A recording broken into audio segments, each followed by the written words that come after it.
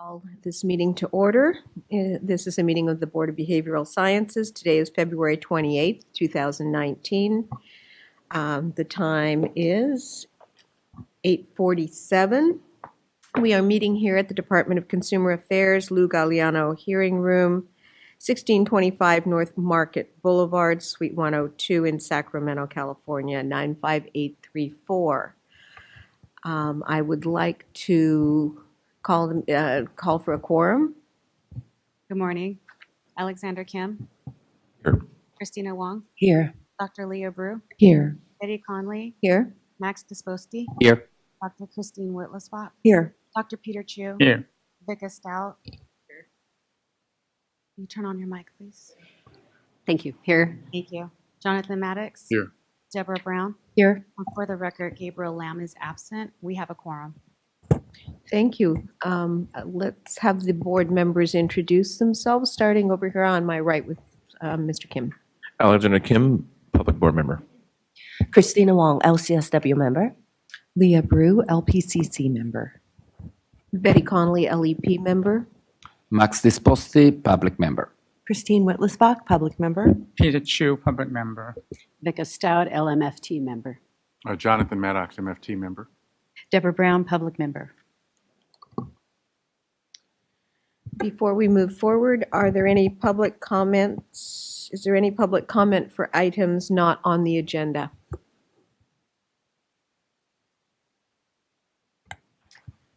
Moving forward, are there suggestions for future agenda items?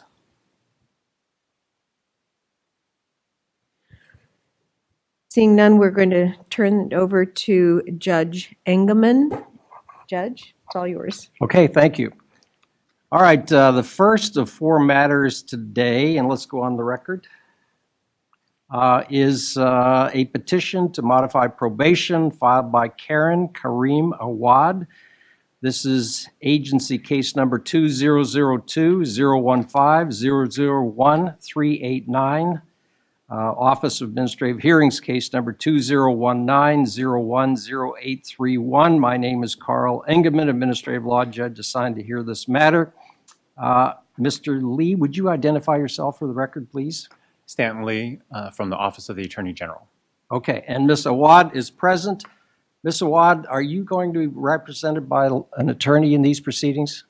No. Okay, did you understand that had you wished and at your own expense, you could have been represented by counsel? Yes. Okay.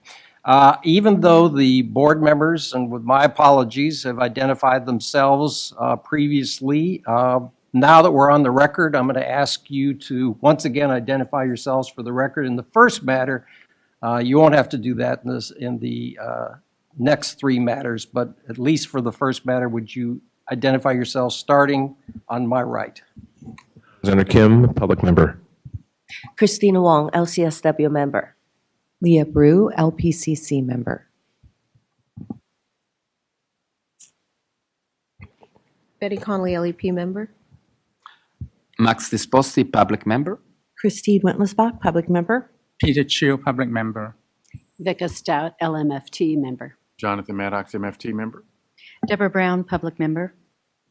Okay, thank you, board members. Ms. Watt, I think you understand that in this proceeding, the burden is on you to establish your entitlement to the modifications which you seek.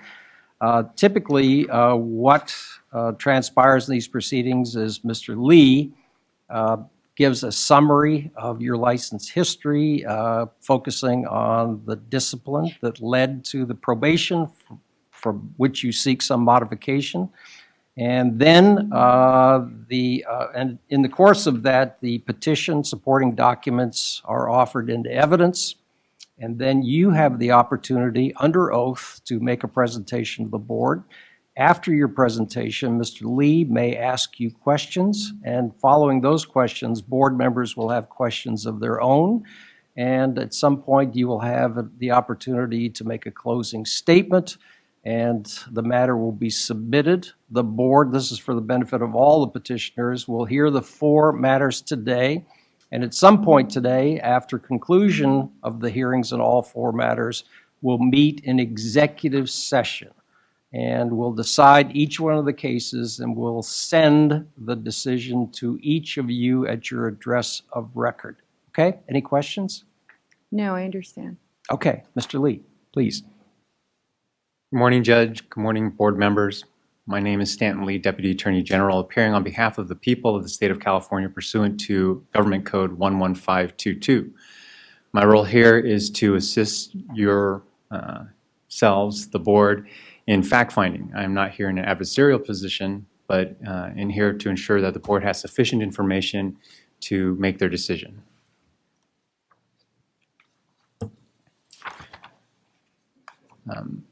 Prior to this morning, I did submit to the judge a request for protective order in each of the 4 cases that we will have today.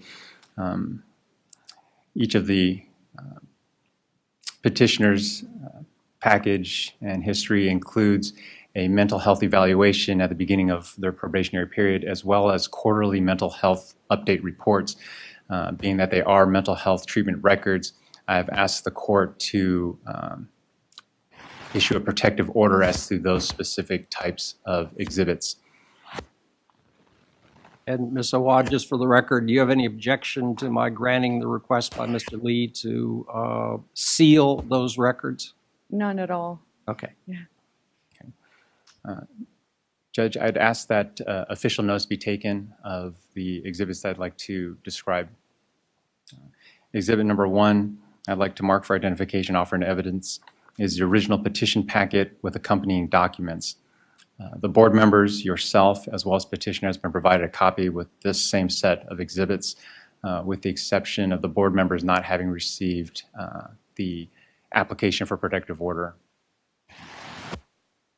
Okay, you want to offer that at this point? Yes, Your Honor. Okay. Exhibit, You have any objection to does she have copies of each one of these? she does, in the black folder presented to her this morning. Okay. Have you had a chance to review these documents? What? No, I don't know what they are. All right. Well, with respect to the exhibit that is now being offered, this is your petition submitted to the board. I assume you have no objection to that being received in evidence. Oh, not at all. Okay, 1 in evidence. Exhibit number 2 is the decision and order in this case, dated September 13, 2017, with the stipulated settlement and accusation.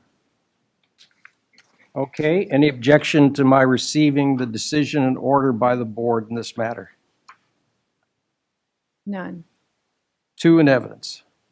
Exhibit 3 is a portion of the confidential records, which includes an authorization for release of confidential records dated November 26, 2018, with a psychological evaluation report dated December 30th, 2017. Okay, with the understanding that some or if not all of these records will be sealed as exhibits, any objection to the receipt of this exhibit? None at all. 3 in evidence. Exhibit 4 is also a portion of the confidential records. This includes an authorization for release of confidential records dated November 26, 2018, with psychotherapy quarterly reports dated October 7, 2018, July 7, 2018, April 4, 2018, as well as 1 additional undated report. Okay, with that same understanding that those things that should be held as confidential will be sealed, any objection to these documents being received in evidence, Ms. Sawat? No. 4 in evidence. Exhibit 5 is the notification of hearing to the petitioner. Okay, any objection to the notice of hearing being received? None. 5 in evidence. Exhibit 6 is a certification of license history for the petitioner. Okay, would you, Ms. Awad, would you take a look at that document and see if that is substantially accurate?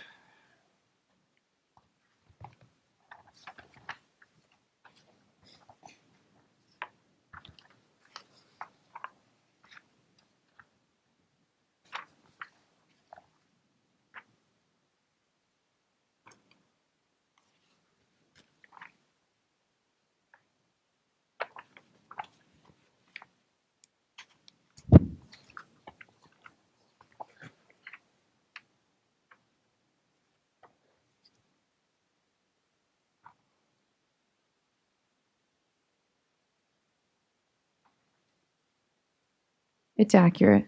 Okay, any objection to my receiving that in evidence? No.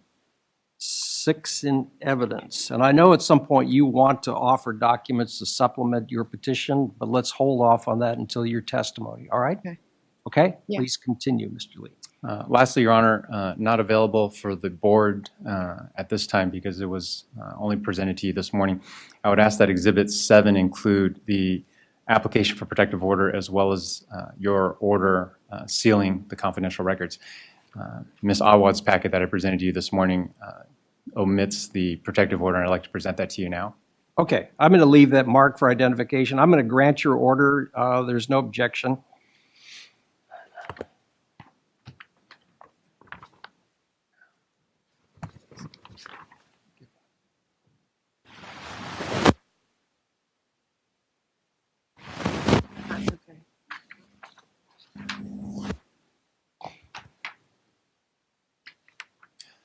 I do have a summary of the case for the board members, if the board members would like. Please. Petitioner was issued an associate marriage and family therapist intern registration on or about September 7th, 2012. And that registration was in full force and effect at all times relevant to the charges brought against her. An accusation was filed on November 20th, 2016 for unprofessional conduct, incompetence, gross negligence, intentionally, recklessly causing physical or emotional harm to a client, and engaging in sexual relations with a former client. The board adopted the stipulated settlement and disciplinary order, which immediately revoked, stayed, and placed petitioner on probation for 7 years with optional and standard terms and conditions, effective October 13, 2017. Petitioner is requesting modification of her probation. Actual suspension. Suspended from practice from October 11, 2017 through April 11, 2018. Psychological evaluation was completed on December 30th, 2017. Psychotherapy quarterly reports. Petitioner is in full compliance. Supervised practice, full compliance. Remedial education was completed on April 15th, 2018. The law and ethics course was completed on February 7, 2018. Petitioner was required to take and pass the law and ethics exam. That was completed on February 24th, 2018. Petitioner is in full compliance with cost recovery.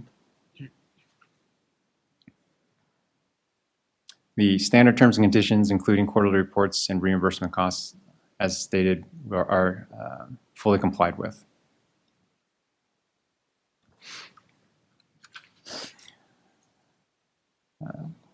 Among the terms and conditions for probation was Term 3, psychotherapy, and Term 4, supervised practice.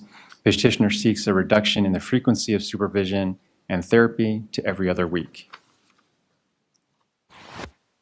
And with that, I am prepared to proceed with questions, Your Honor. Okay, thank you very much. All right, Ms. Awad, would you stand, please, and I'll swear you in. Solemnly swear. You solemnly swear or affirm any testimony you shall give in this proceeding shall be the truth, the whole truth, and nothing but the truth. Yes. Please be seated. And I'm just going to ask you, please, you obviously have a very soft voice, or at least today you have a soft voice. Today. And so we have a court reporter over to your right, and it's essential that she hear everything that you say so that she can make an accurate record, okay? So maybe tip the mic up a little bit more and try to keep your voice up. And now is your opportunity to make a presentation to the board in support of your petition. You should assume that the board members have read the materials that accompany your petition, because they have. So there's no need to repeat those things, but emphasize the reasons why you think you should be granted the modifications of probationary terms that you seek. And if there's something beyond those two things that Mr. Lee identified, you should let the board know. So, all right, proceed. Do you have any criminal convictions that have not previously been disclosed to the board? No. Can we, this is a little bit different than I'm accustomed to. Ordinarily, I'm accustomed to the petitioner making a statement followed by questions. So I'll leave it to the board, but Is that the protocol we'll follow? I'm sorry, Mr. Lee, I didn't mean to interrupt you, but No that's problem. what I'm accustomed to. It doesn't mean we have to do that, but I'm getting the sense that that's what the board prefers. Yeah. Okay, so Ms. Awad, before Mr. Lee asks questions, then you have the opportunity to make a presentation to the board, so please. Okay.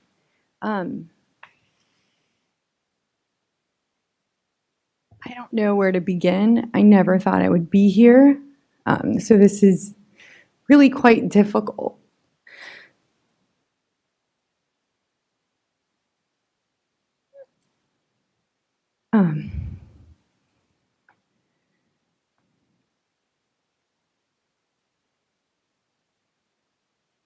I have to say I'm grateful that this is no longer a secret. For as long as it was very challenging to live with.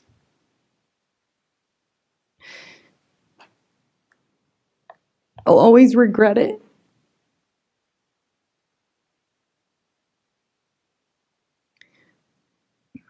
I continue to reread the psych eval because I wanted to understand my own behaviors. Because I couldn't believe it. You know, I found myself in a situation where I'm like, how did I get here? I had never made mistakes prior to that, and nothing since that.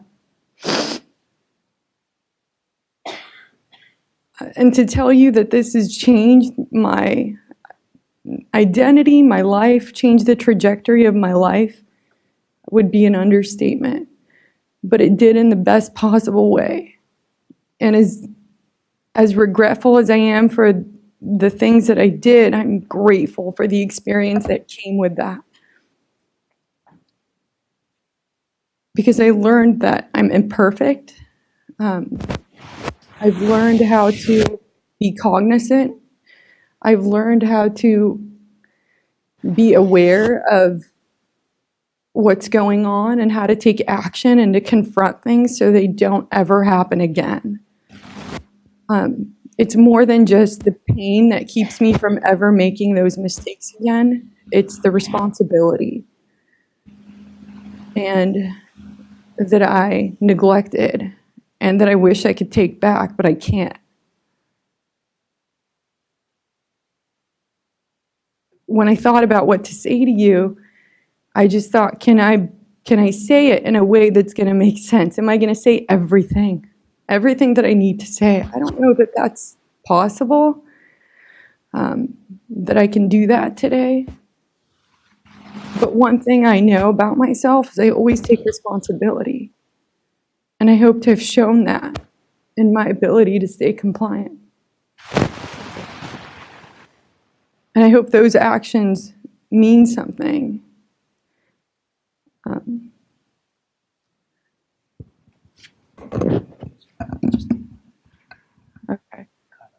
Okay. Thank you. I couldn't have planned or scripted what to say.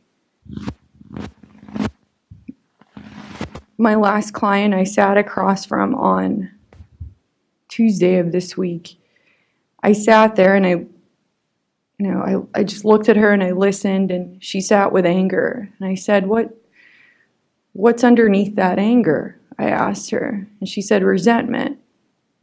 And I said, well, what's underneath that? And what I was trying to get her to say is pain. And when I finally got her to the point to cry, I had been seeing her for 6 months, and not once had she shed a tear. And the things she was sharing were incredibly difficult. And when she began to cry, I sat there and I thought, this is what I'm grateful for in a way. I'm grateful for the humanity in this. I'm grateful for the purpose that this job gives me. Because of the things I've done, I'll never be employed by anybody else. When I was given the opportunity to keep my license and to really redeem myself, I knew that to be the case. I knew that I could never work for an agency again. I knew that my life would forever change personally and professionally. I also knew that my identity at that time was just a therapist, and I knew that that was wrong. I had to form an identity outside of that career.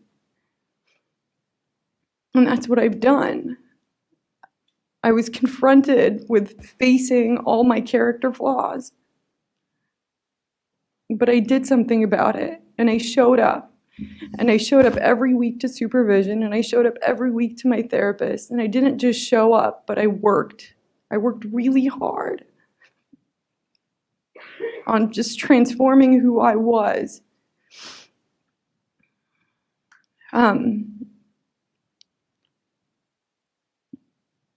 So I'm requesting today, and I asked my therapist and my supervisor whether they agreed with it. And they did. And so I asked them to write a letter to present to all of you, and it's to modify my probation terms. And I'm requesting that it go from once a week, that both supervision and therapy go from once a week to once a month. And specifically with my supervisor, for it to be through video or through phone. She lives a lot farther than where I live and very far from where I work. And it's extremely challenging to make that work every week. It's been extremely challenging with her limited schedule to make it work. It was very difficult finding a supervisor that would even work with me. I mean, I feel like in the profession, at least, I'll always have a scarlet letter on me, right on my forehead, where everybody just kind of sees.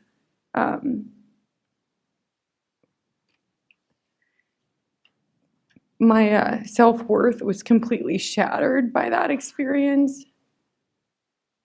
And only recently was I able to feel more confident, both personally and professionally. And it's been because of the work that I did, the work that you asked me to do, that you needed me to do. And so I thank you for that. And I'm sorry I ever put anybody else at risk.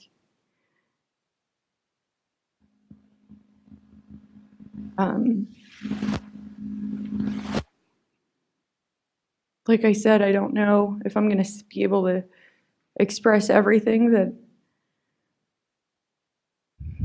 I feel is necessary.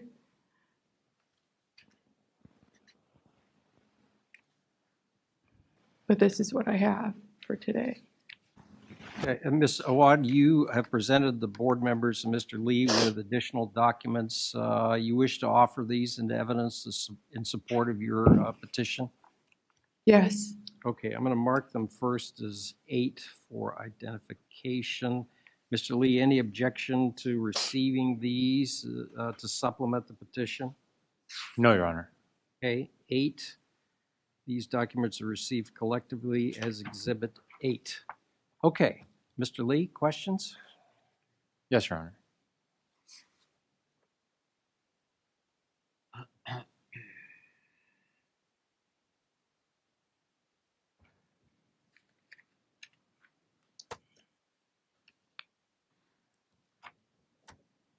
I believe I asked this in a bit of my excitement earlier, but have you had any criminal convictions that haven't been previously disclosed to the board?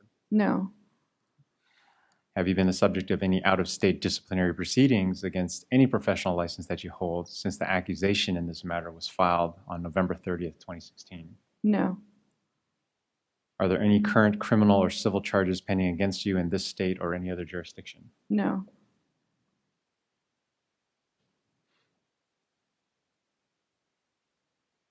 Aside from the ongoing therapy that you have with Dr. Jim Sayers, what other steps are you taking to address the underlying issues that resulted in your discipline?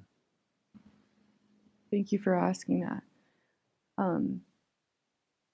Through my psychotherapy and supervision, I've learned quite a lot about myself, and I do a lot of mindful practices. I'm an avid reader. I listen to podcasts all the time. I attend community church. I volunteer when needed at church. I don't know what's appropriate or expected of me in that respect, other than what's working for me. Like what's working for me is to be more mindful, to be cognizant, to be aware, to not lose sight. And more than anything, that's what I've learned through my readings, through my active work, and just trying to live a more balanced and healthy life. And it took some time to get there. I would say that's it. You did mention reading, listening to podcasts, attending church, and volunteering. How do those things help? It allows me to continue to serve others. It also allows me to learn, to continue to educate myself. This profession is more than a job for me. It's a purpose. I had to open a private practice because I knew no one would hire me after it. And so I had to equip myself in the best possible ways to do right, to be right with my work. It helps me to stay accountable. It helps me to be effective. It helps me to stay in community and stay in balance. So that's how those things have helped. And in addition to your private practice now, are you employed in any other manner? Yes, I'm an independent contractor for a whole food supplement company. It's similar to like pharmaceutical sales. These products are only, the only people that can have accounts with them are practitioners. And I do that full time, and that's what pays the bills.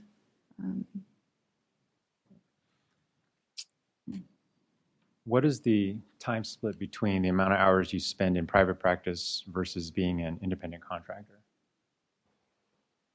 Probably, I would say, really 40 hours a week with the independent contract position, and then 10, 15 hours a week in practice and private practice. In light of the incidents that resulted in your discipline, can you describe for the board what steps you take in your current jobs to ensure the same mistakes aren't repeated, both in you do in private practice as well? Sorry, let me repeat that.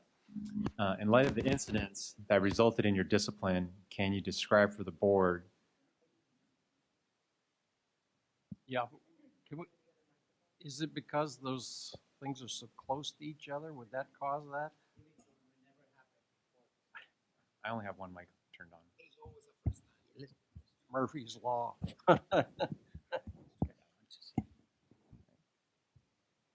Okay. I promise it's not my voice. Let's start the question again, please. Okay.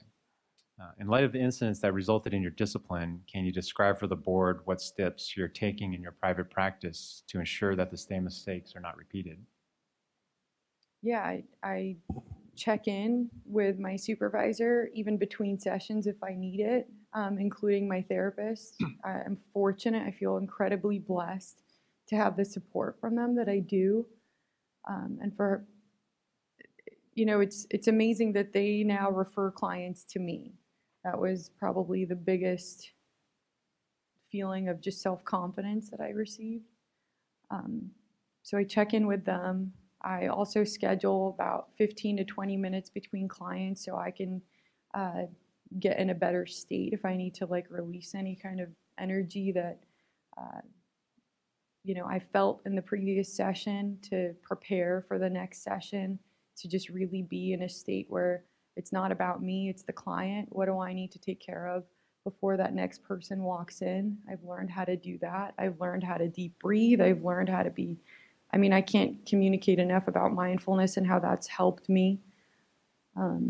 I take some time for myself between sessions. I check in with my supervisor and therapist. I've developed and created relationships and friendships with people who I utilize as support, and that those are things that I did not do, that I did not tap into and utilize before. And I do know that that was very much a necessity. I wish I had done that. I wish I had more insight at the time to do that. Those are the things I do in practice. Those are the things I do in practice. What is your job title at the Whole Foods business?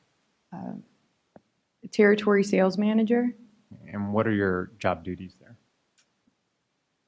So I manage over 200, I manage the top 200 accounts in the LA County territory. There's about 1,000 accounts within that territory.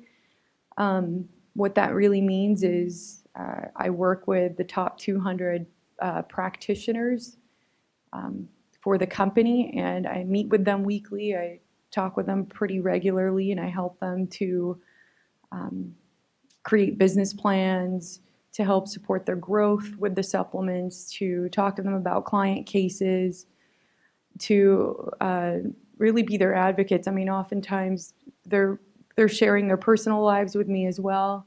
They do know I'm a therapist, so quite a few of them just kind of talk to me in that way as well as refer me their family members and things like that. But my job is to really just make sure I'm meeting numbers. So we have goals, financial goals that we have to meet to manage the territory, and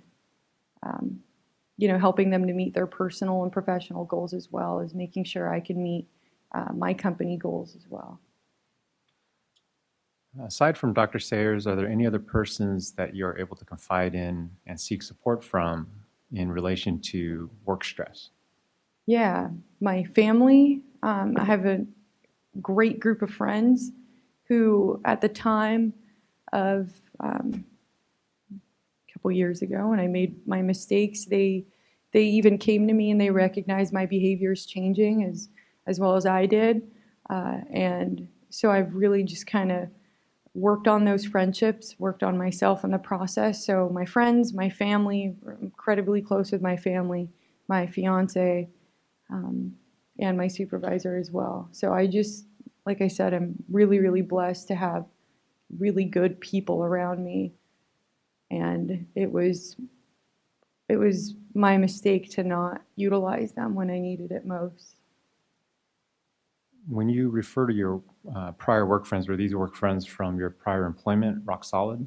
No, I did not have any friends there. It was a really awkward work situation for me.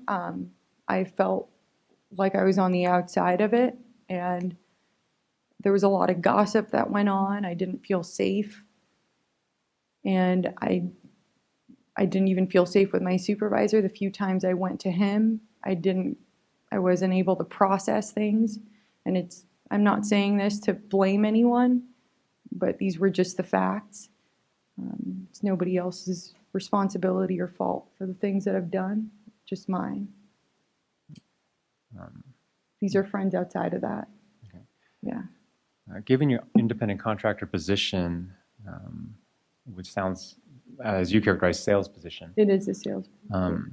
does the stress from that kind of a high pressure kind of position ever bleed into your private practice and your treatment of patients? Absolutely not. I absolutely love the balance of it. It's as if I'm meeting with friends on a daily basis, these practitioners. We develop a friendship. We check in with each other. We support each other. In no way does that stress. I can't even tell you, I don't feel that stress, is the truth. I don't feel that stress. I know that it's a job and there's responsibilities, but because of my mindful practices and my ability to check in with myself and confront the things I need to confront on a daily basis by processing, that's probably the biggest thing I've learned about myself is my need to process things, and that's how I resolve situations. And when I don't process, then it's as if I'm repressing. And so I take every opportunity to process, whether it be journaling or doing it with someone else. And more often than not, I'm checking in with others. But in no way, shape, or form has this job, which I've been doing for almost 3 years, impacted my work with clients.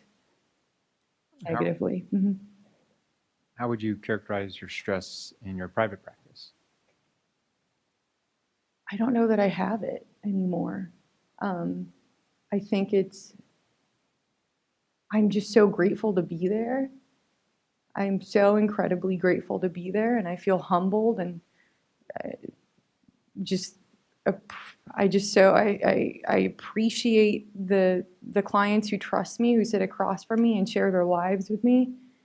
I don't feel any stress in that. If I feel any kind of negative energy or like energy that I need to release, then I confront it and I process it and I deal with it. But I don't know that I would call it stress. How would you characterize the work atmosphere at both Whole Foods as well as in your private practice? Can you ask that again? Sure. Let me actually break that down a little bit.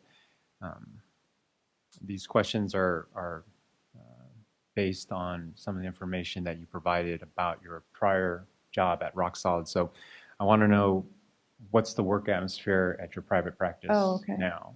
Yeah, it's very lonely, I'd have to say. When I first started off with it, I felt very isolated, and I knew that wasn't good for me. And so what I did was connect to friends who had offices nearby who were also in private practice, and a friend who's a nutritionist whose office is right around the corner, and we share clients. And so, we are able to like process and talk about that, as well as my friend who's in private practice whose office is nearby. So I created a team for myself where I can process even outside of my therapist and supervisor, so I don't feel isolated. And aside from that professional team that I've kind of created, I have my family and my friends who support me and who I can process things with as well. So yeah, it's completely different than what it was at Rock Solid. What about the work atmosphere in your Whole Foods job? It's amazing. I have 3 people so we're a team of 4 people, and 3 of us are sales reps, and 1 is the administrative person, and we just absolutely love each other. I mean, my boss he's quite a character, and he's interesting, and he prays for us, and he tells us he loves us, and it's sweet. And we are just incredibly supportive to one another, and that's how every job I've ever had was, except for Rock Solid. And so it was like an alternate universe walking into Rock Solid with that environment.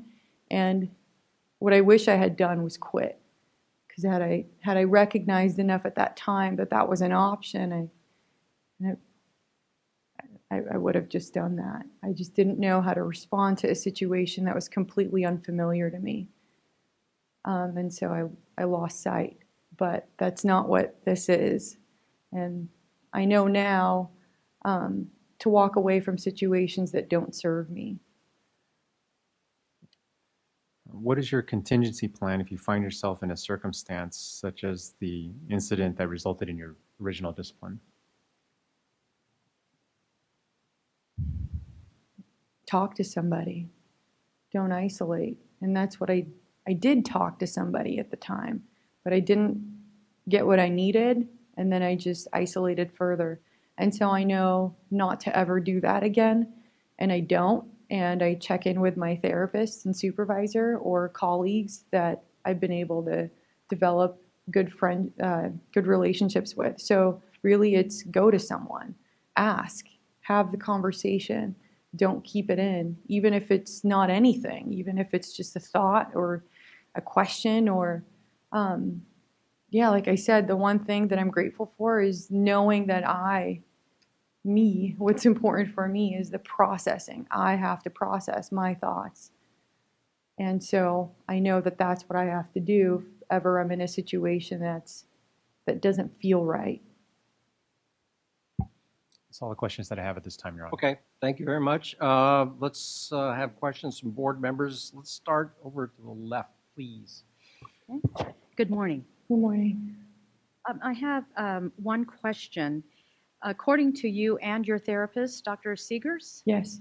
You have requested to reduce your therapy from once a week to once a month, Correct. and that seems like a pretty big step down since you've been in therapy for about 1 year and 4 months. Sure. So my question to you would be, at the end of his letter, he says that the benefits exceed the cost.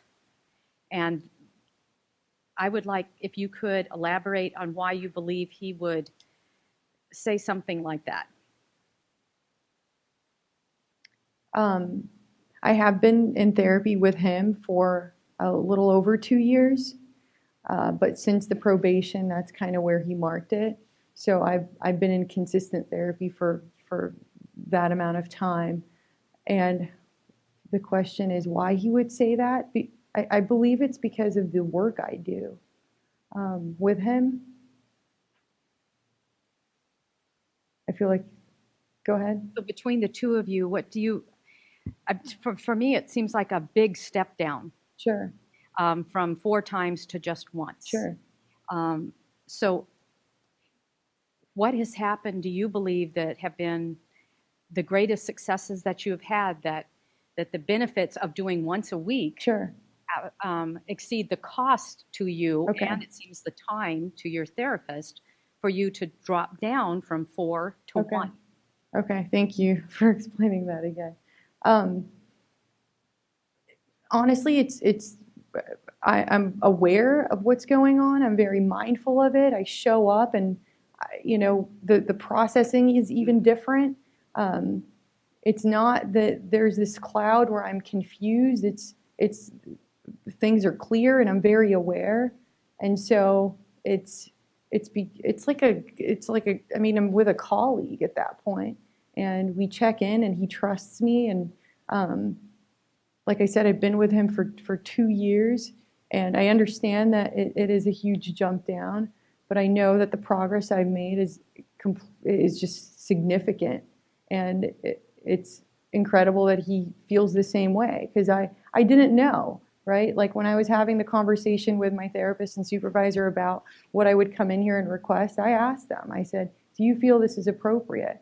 Because I value their input and I value their insight into that, but I know I'm not different. That's not the right thing to say. That's not true, but I know that I am different today from where I was a year ago. I know I am different today from where I was 2 years ago, and I know that difference didn't just happen.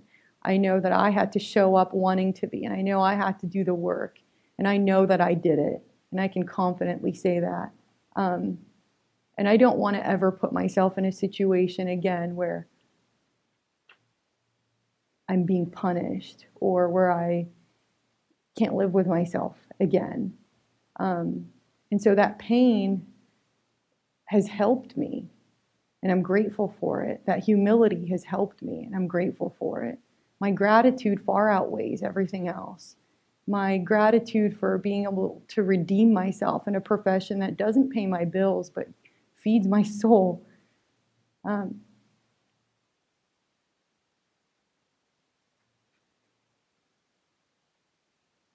don't know if that's enough. Yes. Thank you very much. Good morning. Thank you for coming today.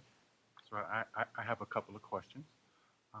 So one of the things that I've noticed in your comments today is that a lot of what you've talked about is really about the impact of this on you and what you've learned.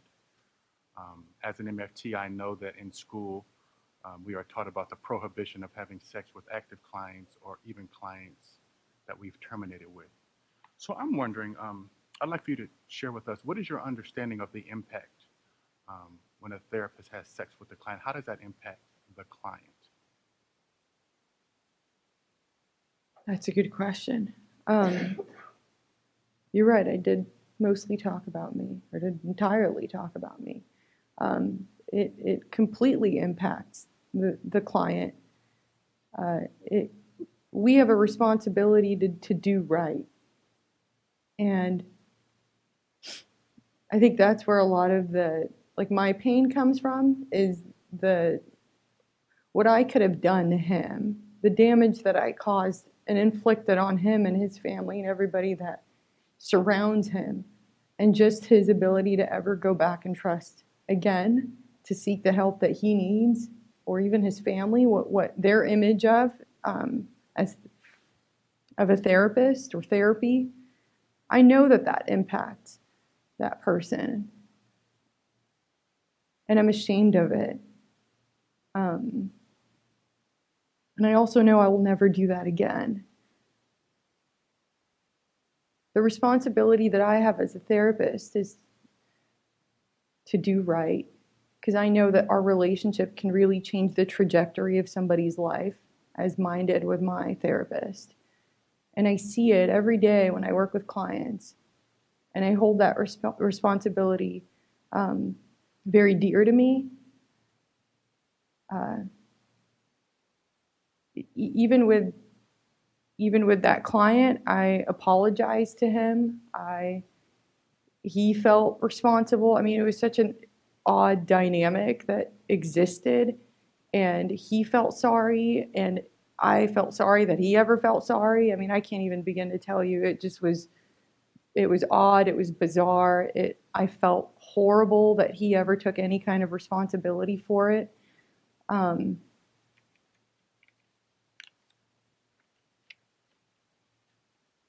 don't even know if I answered your question, honestly. I just know we have an immense responsibility to do right by our clients and to not bring in our stuff. And there was never a point in time where I didn't own that with this experience.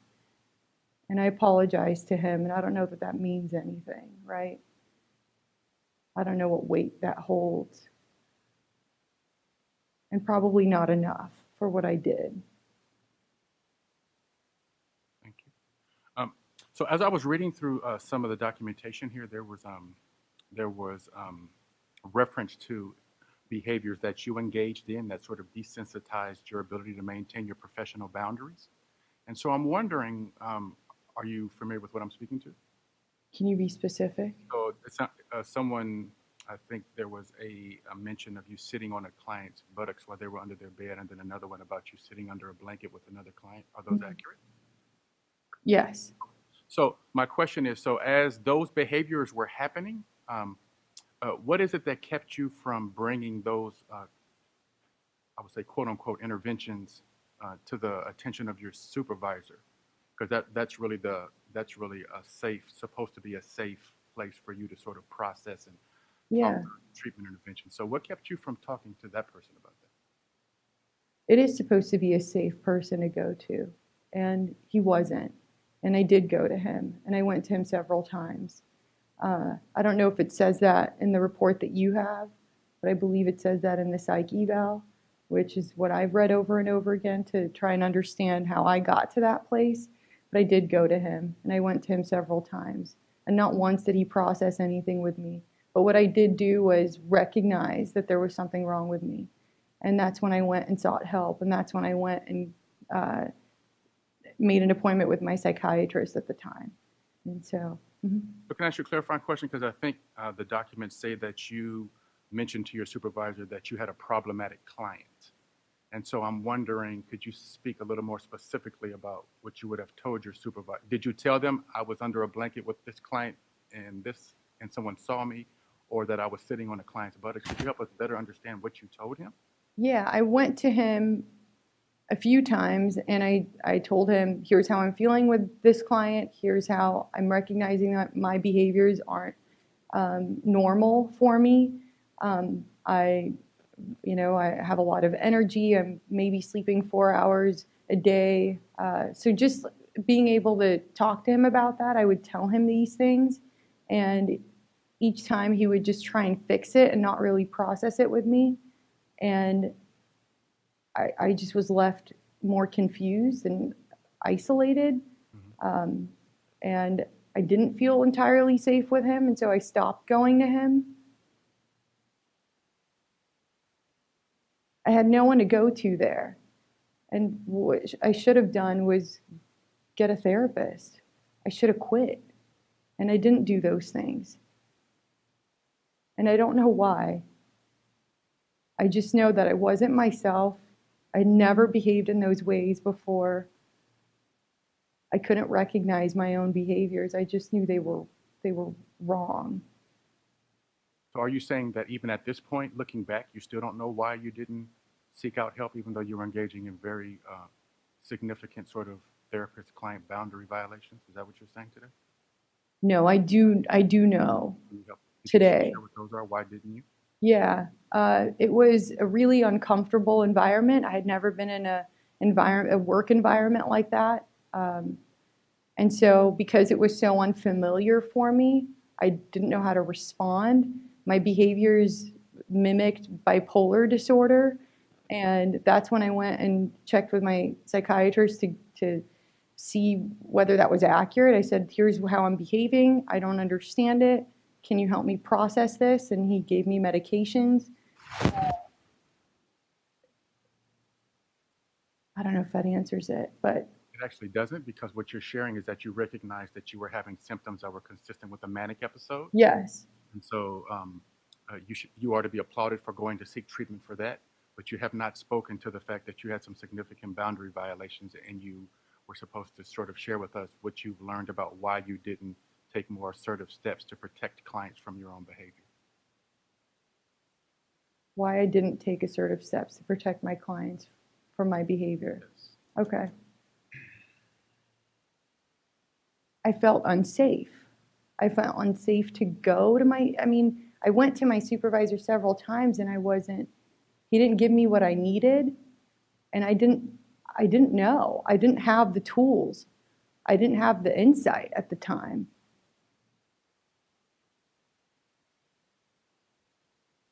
That's the truth. At the time, I didn't know that. Right. Now I do. Now I have tools in my toolbox to utilize, which I do every day. I know my boundaries are different today than they were before. Even prior to Rock Solid, I had better boundaries because I had the support of people around me. I had supervisors that cared. I had a staff. I had teammates that cared. So that's what I know works for me, creating a community of people that I can check with. And I didn't have that there. And that's the only point in time in my career where my boundaries were poor. That's helpful. Thank you. Yeah. So beyond the external supports that you're referring to, are there any sort of intrinsic, internal things about you as a person in your psychosocial history that contributed to that you've learned about through therapy that also may have contributed to that? And the reason why I asked that question is you mentioned a minute ago that Dr. Siegel, your relationship is more like, I do talk fast, don't I? Yeah. So the reason why I'm asking you that is you mentioned a minute ago that your relationship with your therapist is more like a colleague. And that's problematic for me because you're not going to see a colleague to have a consultation on a case. You're his client. You're in therapy. And so I'm wondering sort of what sorts of things are you doing to learn about the issues below the surface inside of you that contributed to that, one, and that would protect the clients or the public from that happening again.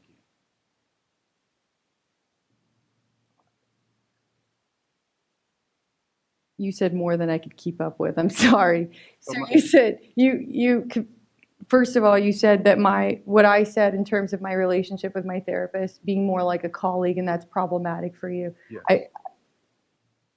Maybe I misspoke when I said that, is what I would say. I misspoke when I said that. I do know we discuss cases when I'm there. And you discuss cases in therapy? Absolutely. Because why wouldn't I? It's impacting me, right? My relationships with my clients are impacting me, and I'm in therapy, and I'm going to process it. Sure. Everybody would believe I'm going to process it with my therapist and my supervisor. I'm going to utilize every avenue I can to get it out. Okay. And so that's what I do. And so maybe that's what I meant. I mean, that is what I meant in terms of, feeling more like a colleague. However, it's because of the relationship I formed with him and the trust that I have with him and the insight that he has. I mean, the man he's so well-spoken. Like he's my safe person to go to. And he was for a long time. And he still is, except for now I've formed a bigger circle outside of that. But because of my relationship with him, I've learned who I was. And I've learned that I'm imperfect. And I've learned that I'm going to misspeak. And I've learned that I'm going to take responsibility. I know you asked a few things. Does that answer any one of them? Yes, it does. Yeah. It does. Then I have probably one or two more questions, and then Okay. I'll pass the mic. So I'm wondering, what have you learned about how you manage painful affect? Because my guess is that painful affect may have been connected to some of the decisions that you made, be it sadness, shame, embarrassment, things like that. What have you learned about sort of how you manage and negotiate that? in With your treatment? myself? Well, yes, how you Yeah. manage your own Yeah. intense affect. What have you learned about that? Yeah. A big part of it is that I go to prayer. I believe in my higher power.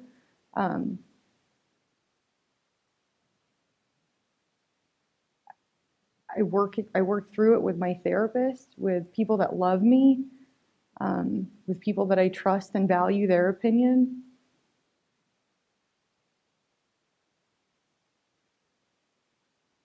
I've accepted a lot of parts of myself. Sure. Yeah, and that's hard to do. It's really hard to do. It's hard to look at yourself in the mirror every day and say, I have character flaws.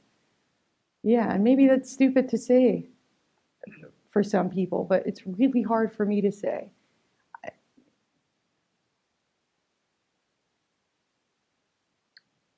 I wasn't set up for success. I wasn't set up for success in my childhood, and I sure as hell wasn't set up for success at Rock Solid. Okay, but as a child, I didn't have a choice.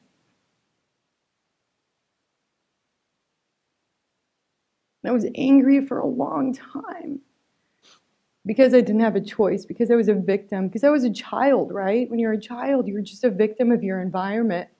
When you grow up, you have an opportunity and decisions and choices. And so to come as far as I have,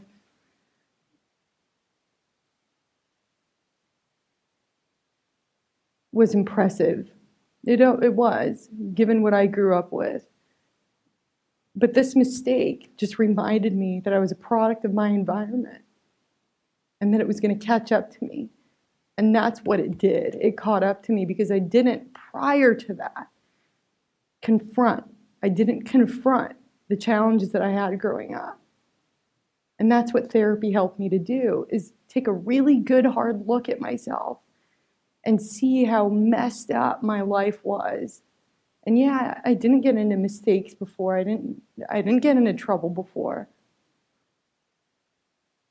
But a big part of me was hurting. I was repressing. I had baggage that I didn't want to confront. And so going through this allowed me to unpack. That's what it did. It allowed me to unpack my luggage and to carry less weight. And this burden will live with me forever, and I know that. Because I don't look at myself the same. And I know people don't. And I know I'm judged by it. And I know people don't understand it. But that's their judgment isn't my burden to bear either.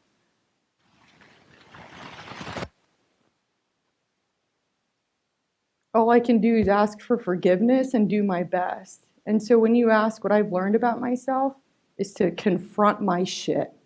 And I apologize, but that's the truth. Is to see and recognize what I've done, where my character flaws are, to recognize my breath, to recognize my body, to recognize everything around me, and to know when something is a problem, I'm going to do something about it. Because I will never, never be in a situation like this again. Thank you. How long have you been in private practice? How long has your private practice been open? Since June. 2018? Yes. Okay. What led you to open a private practice which has significant independence, disconnection from structure and a support system, a supervisor if you're disinterested in having one? What led you to open up a private practice with that level of independence, considering what you were currently going through with the board and Yeah. its impact on the clients that you serve. What sort of led you to that decision to do that? Nobody would hire me. That's the truth. Nobody would hire me. Do you understand why they hired you? Absolutely. Absolutely, I understand why. Right. I absolutely do. And I knew that. I knew that, and I tried, and I showed up to interviews, and every single time they liked me, and every single time they wanted to hire me. Sure. But they couldn't. So would it be fair to say that Yeah. in June of last year, you felt that you had done enough rehabilitative work that you were safe to practice independent of any sort of structure, considering what you had been through a couple of years earlier? Would that have been your mindset at the time? I wasn't without structure. I had structure. What was it? Yeah, the structure was everything that was asked of me to do. The structure was meeting with my supervisor and therapist weekly. Sure. I created structure. I created balance. I also had another job. And so I had to create structure. I had to create balance. I had to make sure that I was okay.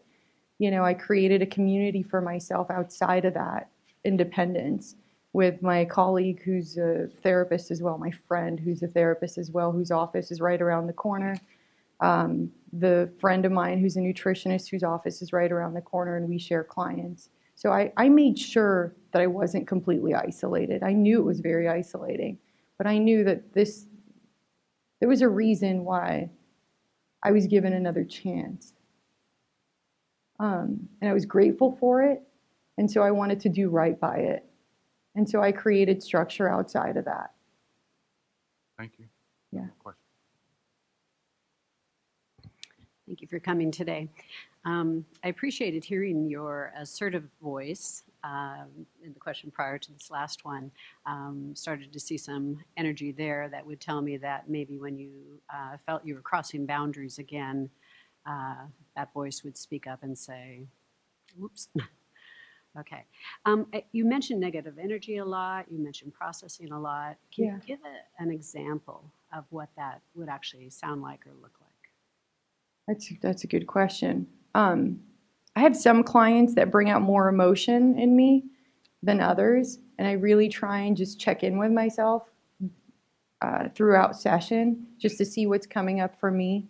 And I've learned that from my therapist and my supervisor. Actually quite a lot from my supervisors, to just recognize however I might be feeling with the client might also be how others feel with that client. So I try and be really aware of that. And so when I notice energy that isn't serving me, where I'm like uncomfortable, there's discomfort in that, that's kind of what I refer to as like negative energy, something that isn't serving me, something that I need to clear up before I see my next client. I just recognize it, and after session, what I'll do is I'll just process it. I'll breathe. There are times where I've like taken a walk where I'm like, I just need air. I need to like go take a walk, because I don't want to bring that into the next session. That's not fair for the next person that comes in.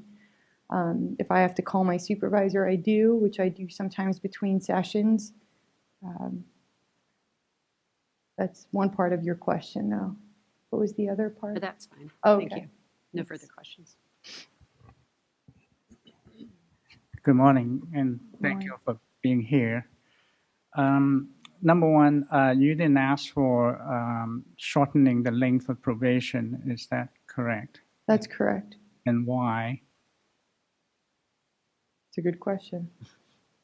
I value therapy and supervision. I absolutely do. And I want to continue it. Yeah, really, that's why. I think it's too soon for me to ask to shorten it. And I know that. So the second question, from your previous answers, I guess what you're saying, why you did what you did is because two main things. Number one, the boundary problem you had before, and number two, your previous baggage. But can you give me some other explanation why you did what you did and what you have learned and why it wouldn't happen again?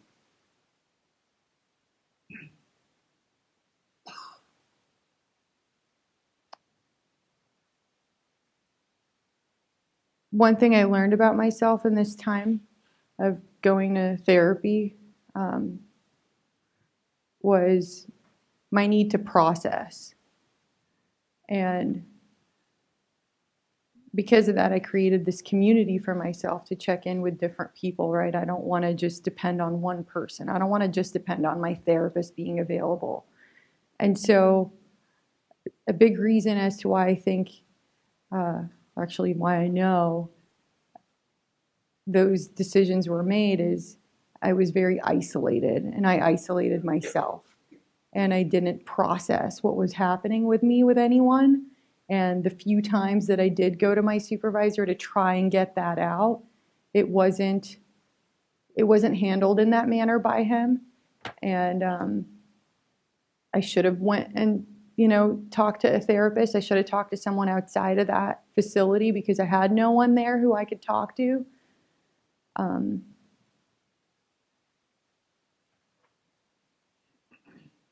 It was my inability to process at that time that led me there. Aside from the baggage, aside from,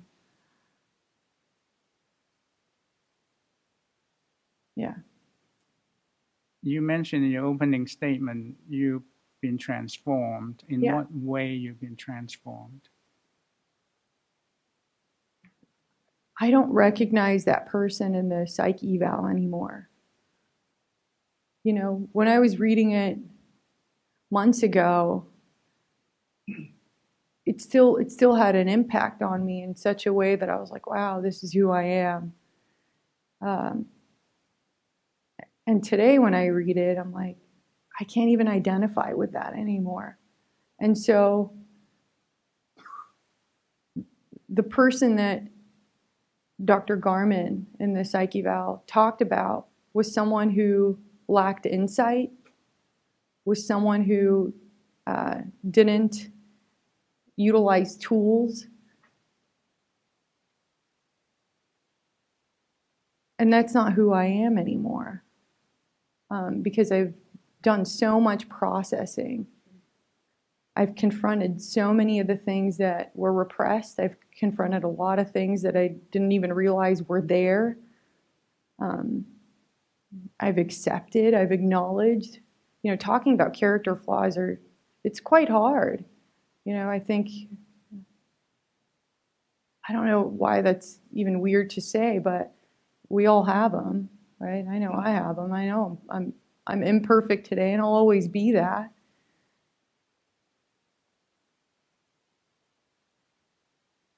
But I'm very aware of what's going on around me. When something is difficult to listen to, like my case that was being read, I don't stop listening. Where I was really good at doing that before. When it's really hard to listen to, I just shut out. I tune out. I was really good at that. And so it had this appearance that I had it together, but I didn't. And I didn't realize that until this happened, until this humbled me, until I had to face everything. Thank you. Thank you. Hi, good morning. I don't have any questions. I just want to thank you for coming in today and commend you for the work that you have done so far on improving your insight and changing your behaviors that support self-care. So I just want to acknowledge that. Thank you for coming in. Thank you. Hi there, good morning. On the same note, not further questions. I just wanted to thank you for being here, for sharing so much, and be available to us as well. So thank you. Thank you.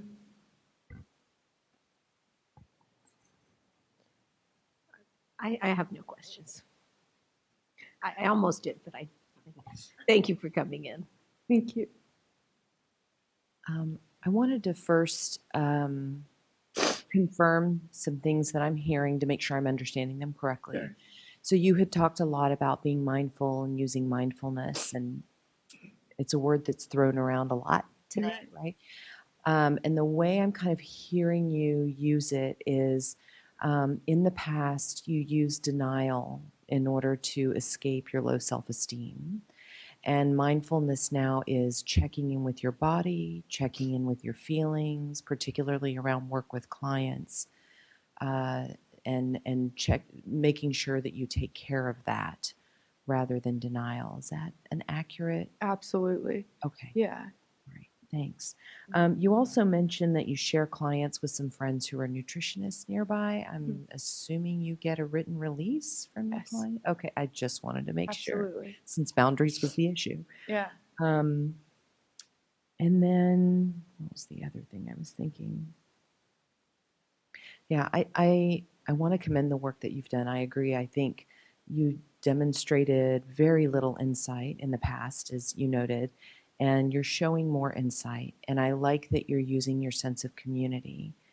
And I see you have more opportunity to go for a stronger internal sense of awareness and morality. Not that processing isn't important, that is, but you're relying very heavily on your community now. Sure. And I want you to also rely more on your internal stuff. So Yeah. I I see- appreciate that. I think my self-worth has completely been shattered because of this. yes. And so only recently, even, I would say the last 4 months or so, did my supervisor say, I noticed that you're becoming more confident as a therapist. And so, your insight into that, Leo, is very accurate, because that is absolutely true. Is I think I do have a long way to go in terms of that, but I also think that's a life process for me, and I think the grace that I've been given, I'm grateful for, and especially from those who are in the same profession. So the grace I was given by my therapist and by the board for allowing me to continue to do what I absolutely love, and the grace that I've been given by my supervisor, the grace that I've been given by the psychologists who did my psych eval. Like when they're able to look at me with empathy, I think, okay, why am I still punishing myself? And I know that it'll always be there. That's never going to go away. But to the extent where it hinders me is where I don't ever want it to go again. Yeah. I would modify what you said. It's not that the event shattered your self-esteem. You already had a shattered self-esteem, and You're that right. woke you up to it. You're absolutely right. Yeah. Yeah, thank you. Thanks for coming in. Thank you. Hi, good morning. Good morning. So I, just like my colleagues, I want to commend, all the wonderful hard work that you have done, and I can see that, from the psych eval to the person, in front of us, there's definitely growth and a lot of the, like you say, facing your own garbage, right? Right. Yes, definitely. So we can see that. So, and on the other hand, I keep hearing over and over again, about your need to process. Yes. So, so in private practice, you're kind of in the wrong setting. Sure. Because, I don't know how many people are in your private practice, Right. whether you're a lone soldier or what, but, that maybe you can clarify that for me. You just practice by yourself. That's it. No other partners and stuff. I do have a colleague I do a group with. I do a women's group, and she joins me to do it. And so she and I have the opportunity to obviously discuss clients. And like I said, my friend who's a therapist nearby as well. We'll meet regularly and discuss clients, but without sharing obviously identifiable information. Right. And so I made sure that I wasn't isolated, because I don't like that feeling. I don't like it personally, and I don't like it professionally. And I wish that a big part of me wishes I could work for an agency again. Yes. Absolutely. Yeah. But I know that that's not likely. It's definitely not likely today, and I don't know if it's going to be likely ever. And so I just had to make it work, and I had to do it in the best way I knew possible. And I utilized all the support I had to create that balance so I wasn't isolated. Yeah. And it's very important to recognize that need.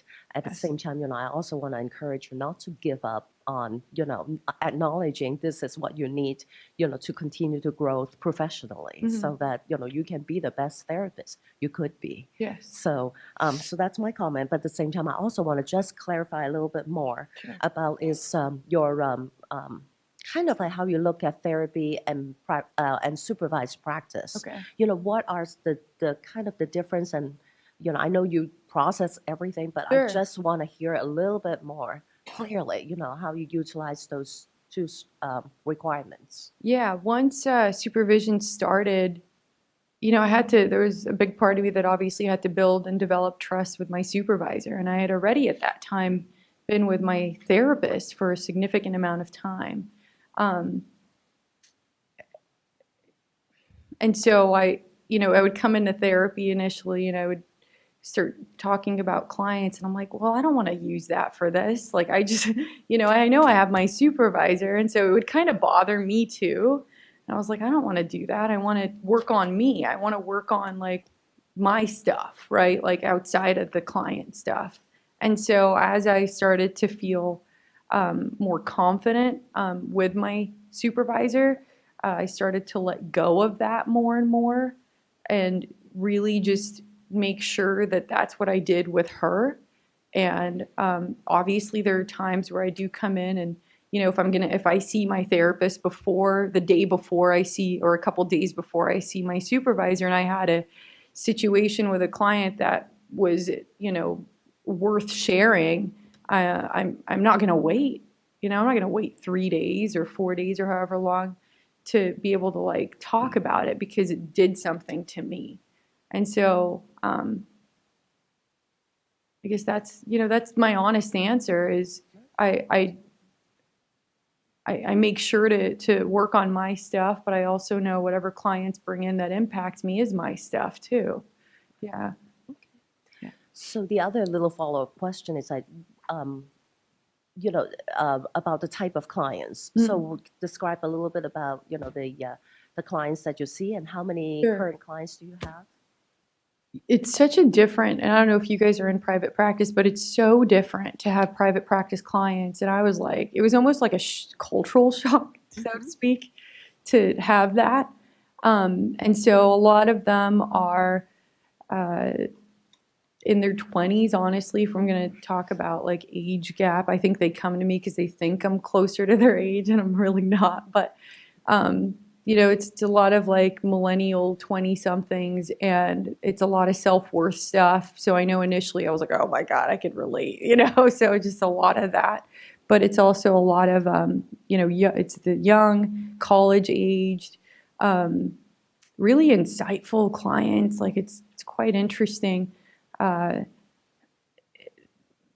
It's different. It's different. They want to be there. And that's the difference that I've noticed significantly with private practice versus agency clients that are maybe forced to be there, or rehab clients that don't want to be there. Or so it's people showing up and paying cash and saying, I want to be here. I want to work on myself. And, and I look at these like 20-something-year-old women and I'm like, I wish I was you. I have so much like awe over them because I'm like, had I done what you're doing now, I wouldn't be where I'm at, in a big way. And so it's impressive to me that they're doing it at such a young age. Thank you very much. Thank you.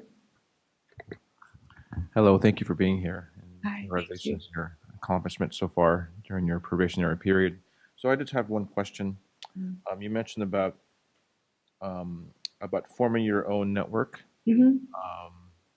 Because your current job was a little different. You're going through this transformation of being an independent contractor. So you mentioned like what type of network, like a women's network. What other networks have you been part of to meet with other people?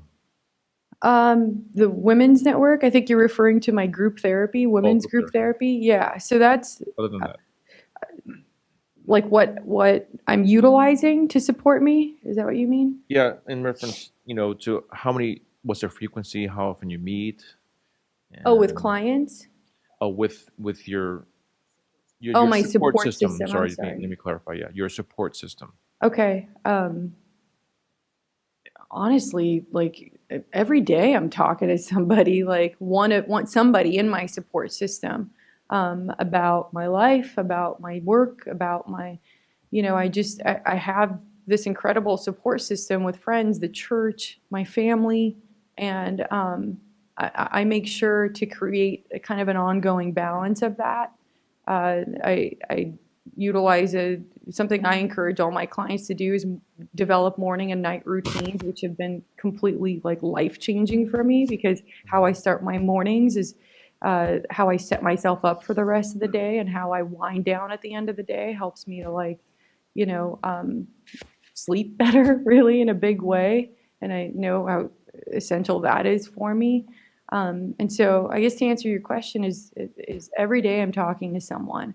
I meet with my colleagues at least twice a week, and we're always talking about client cases. On top of that, I see my therapist and supervisor once a week. I'm at church at least twice a week at minimum. I lead a couple groups there as well, not psychotherapy groups, but more biblical groups. Yeah, hope that answers it.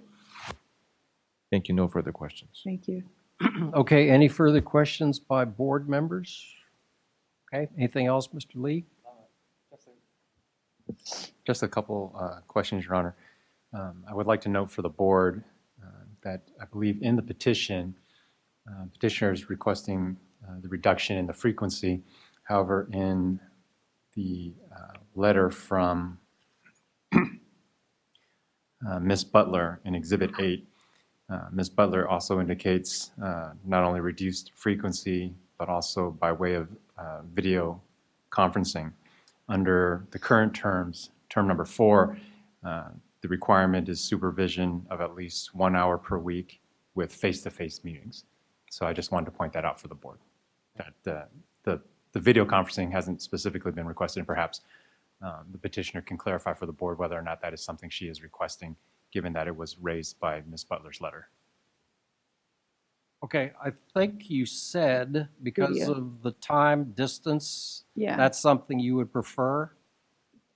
Absolutely. She has a very limited slots for me. She's a mother and a wife, and so even in her private practice, she sees very few people. So to take me on as to supervise me has been quite challenging. But she does live quite a distance away from me.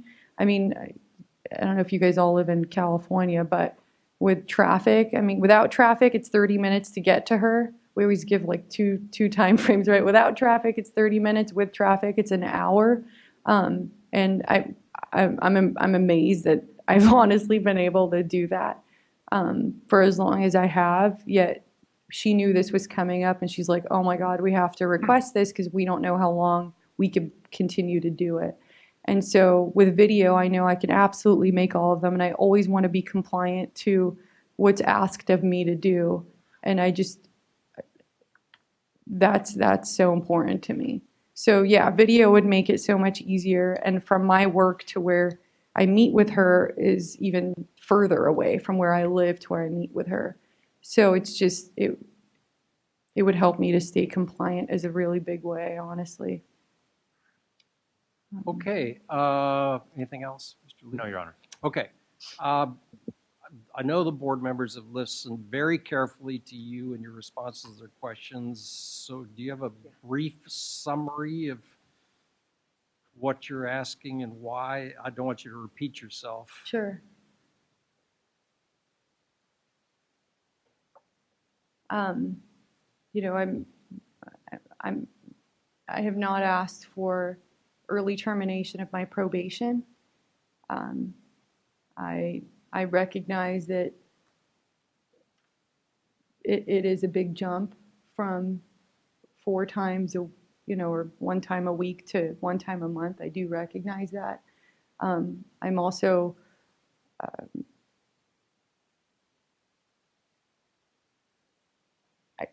it's in these moments that I wish I could like articulate everything I'm thinking in the best possible way, but I know that it's not coming out in that way, I guess.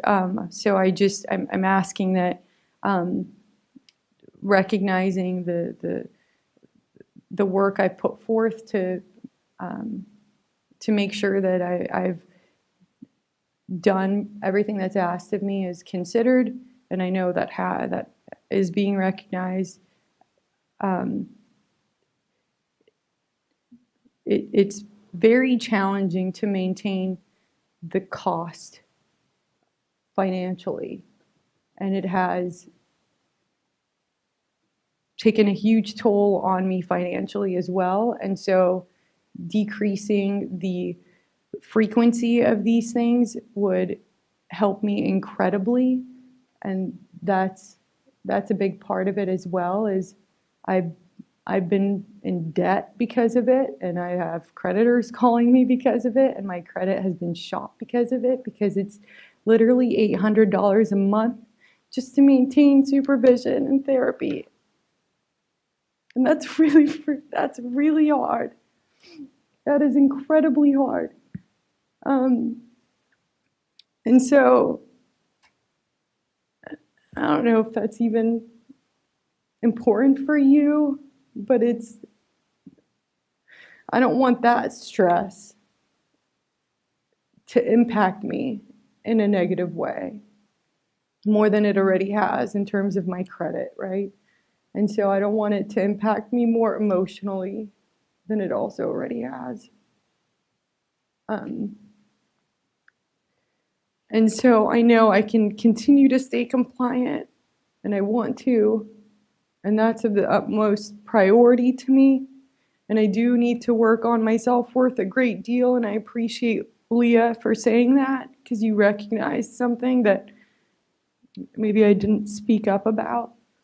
But my day-to-day practices are to keep me doing the best that I can, not just for myself, but for everybody around me, including the community and my clients. And so I hope that you see the humanity in this. And offer me some grace as you continue to do. Okay, thank you. Thank you. With that, the matter's submitted. The record is closed.